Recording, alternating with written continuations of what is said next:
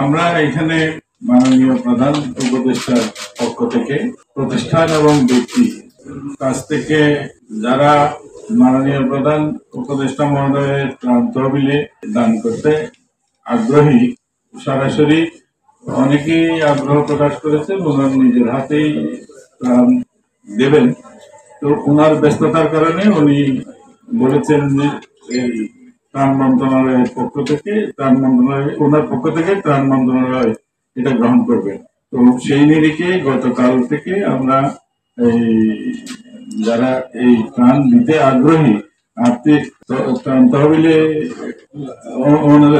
অনুদান দিতে আগ্রহী তাদের কাছ থেকে গতকাল 3,95,83,000 টাকা গ্রহণ করেছি। আর আজ 1,87,76,249 টাকা গ্রহণ করা হয়েছে।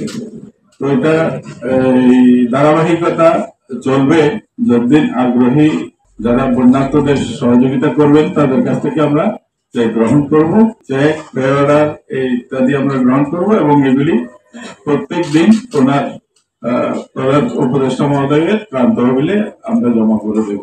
তো এখানে এইভাবে গ্রহণ করার প্রেক্ষিতে হচ্ছে যে অনেক ব্যক্তি এবং প্রতিষ্ঠান আগ্রহ প্রকাশ করেছেন যে সরাসরি প্রধান উপদেষ্টা মহোদয়ের হাতে এই সহায়তা দেবেন, কিন্তু ওনার ব্যস্ততার কারণে ওনার পক্ষে এটা সম্ভব হচ্ছে না বলে এটা আমাদেরকে গ্রহণ করবার জন্য উনি অনুরোধ করেছেন। সেই নিরিখে আমরা এখানে গ্রহণ করছি।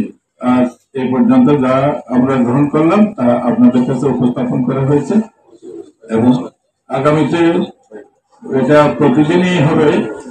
আগামীতে যা আমরা গ্রহণ করব তাও আপনাদের কাছে জানিয়ে দেব।